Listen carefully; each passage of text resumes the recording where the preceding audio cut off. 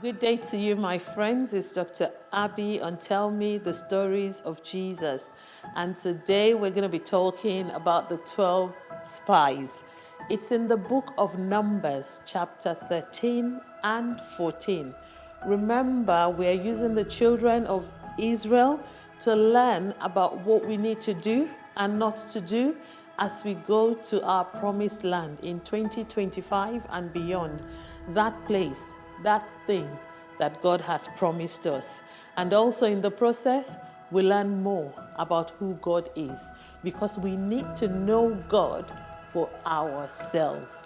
Okay, so this time, remember, God had told the children of Israel He was taking them to the promised land, a land flowing with milk and honey. That means a beautiful place that had everything, that they would ever want. And that's why they left Egypt and they'd been in the process. And we've told you so many stories of what happened on the way there. So God called Moses and told Moses, He said, choose 12 men. Remember, there are 12 sons of Jacob, and they make up the Israelites because God changed the name of Jacob to Israel. So that's the nation of Israel. So each son, as you know, he had more children. Each one was a tribe. So there were 12 tribes of Israel. And God told Moses, He said, take one man, a leader, so not just anybody, somebody responsible, a leader from every tribe, somebody who should know better, like you and I, somebody who should know their God, like you and I. So somebody like us, yeah? Choose 12 responsible men, 12 leaders, one from each tribe, and tell them to go to the land of Canaan. Now that's the promised land that God is taking them to. He wanted them to go and spy on Canaan, look at the land and come back with reports. What is it like? Oh, it's a big place. Oh, it has a lot of this and that. Oh, it has this, that. Bring reports that will help the children of Israel as they are now prepping and getting towards the end to get into the promised land. And Moses chose them and he gave them all the rules, what God wanted them to go and check in that land and come back with. Even God wanted them to bring fruits from the land because the land flowing with milk and honey, many lovely, beautiful, yummy, juicy fruits.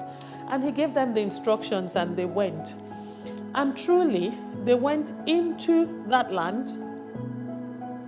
They saw everything that was there and they got fruits. The fruits were so big that imagine bunch of grapes. 2 men had to be carrying each bunch of grapes and they put it on a pole to carry it. So it was a beautiful land that had lovely things, pomegranates, different things. And they brought back. And then when they came back to give the report to Moses and to the children of Israel, 10 of them gave similar reports. 2 of them gave, another report. 2 of them were together, 10 together.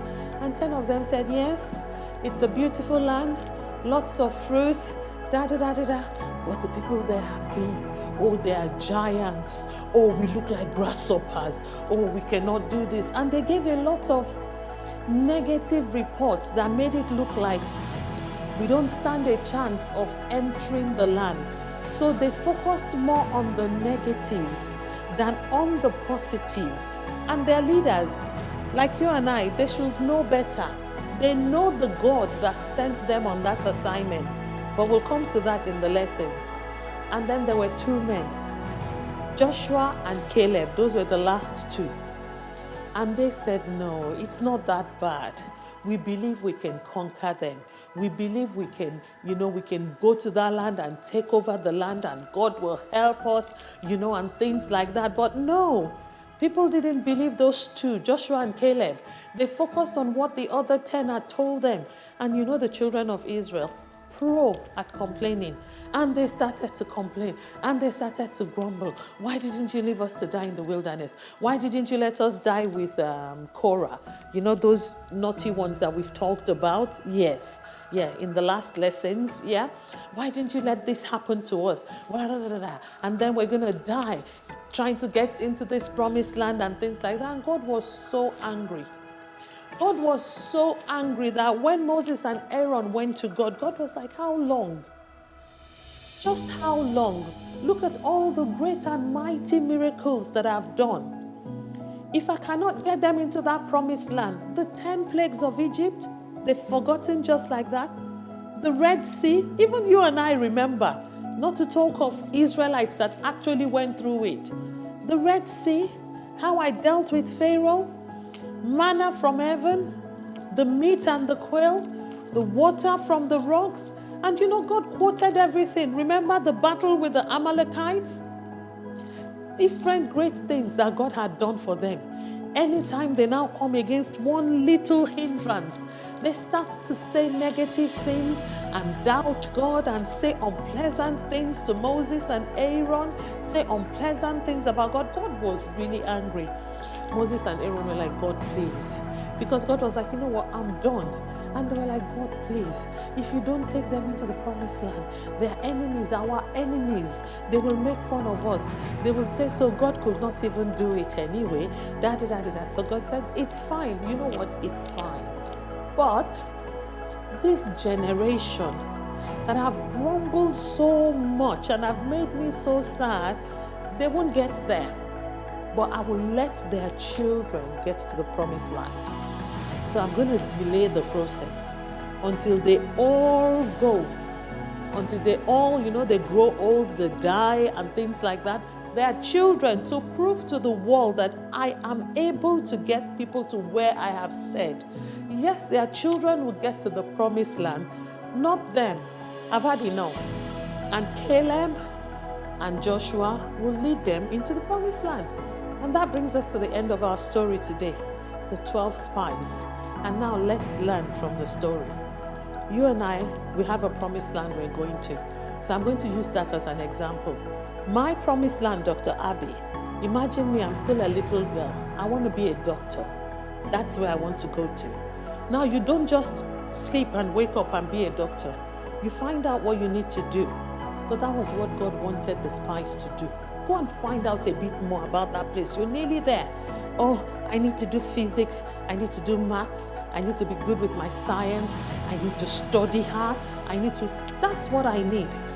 So that's the type of thing God was telling them, you know, to find out. You want to go on a trip that would make things even better for you. Yes, you'll go and find out. I need a visa. The ticket costs this amount. I need to fly these hours. I will need, you know, you do all your groundwork. So I'm giving examples, yeah? So you spy into the promised land and see what is happening there. Now, what God does not want us to do is that when you now know everything that you need to know about the promised land and how to get there, rather than then come back and strategize and plan how you will get there, how you will improve things, you know, study hard and all. Then you sit down like the 10 spies and then you start to say, I need to do science. Bobby said science is so difficult. I'm going to fail all my tests. Oh my God, why did I ever tell mommy and daddy I want to study medicine? Now they won't let me. No, God does not like that. You look into your promised land, you use it to plan. Anything looks difficult, you bring it back to God. And God wants us always to remember the things He has done for us in the past and how He has helped us. And we use that as the faith to know that He will still help us. So yes, from your primary school, you got into that good secondary school. The God that helped you into that good secondary school, why won't you help you? Why won't He help you to study medicine? Yeah?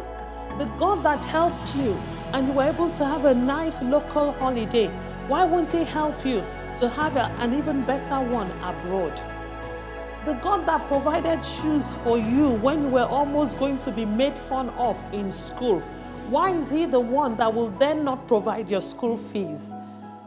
So that when it looks like there is no school fees, then you start to say so much negative things. No, you just say, God, you gave me a shoe when I didn't even believe I would have a new one. I trust you. You will not put me to shame. You have never put me to shame. Remember, we said, forget not his benefits. We said it in one of our last stories. Always remember what he's done in the past. Spy into the promised land, but use it to plan. Don't use it ever to discourage yourself. That's the lesson today. Find out about where you're going to, how you're going to be better, but don't ever use it to discourage yourself. You use it to move forward. 12 spies. We know the name of only 2, the positive ones. If you want to stay relevant in life, for people to continue to remember you, stay positive. Nobody even bothered to know the names of the other ones. And you know, there's a point where if you keep pushing it, then you say you're sorry, God forgives you. Then you push it again. You're sorry, God forgives you. It gets to a point that God says, you know what, enough. I can use other people. I can make other people doctors. I can help other people to travel abroad. I can help other people to get to the White House. I can help other people to get to, wherever, the president of whichever country that you're in. Yeah? Don't let it get to the stage where God says, you know what, I've got alternatives. So please stay positive. Yes, be inquisitive. You can't just blindly get into that promised land. You have to do your homework. But in whatever you find out, use it as a stepping stone to get into that promised land. Don't use it to discourage yourself, and don't use it to discourage others. Because some people are just such bad, miserable pessimists. So they always see the negative side of things. And if you have a friend like that, start to dissociate yourself from them. How come Joshua and Caleb were able to stand up and didn't let 10 people talk down 2 people? That's the Christian you and I must be. We stand our ground in Christ. We insist on what God has said in his word, and we stand by it. We continue to pray, and God will be proud of us and he will use us. Stay away from negative people. Look at all those people that then God didn't let them get into the promised land just because they listened to those other 10. Why didn't they say, okay, what of the fruits you brought? That's a positive. Yeah? So even as we're nearly there in that promised land, yeah, I want you to stay positive, improve your faith, increase your faith in God. Always, whatever comes your way, say, I know who I believe. I know God has my back. I know God will see me through. I know God will get me to the promised land. Until the next time, when we are now going to talk about how the children of Israel got into that promised land. We've been on it for so long, nearly 3 months.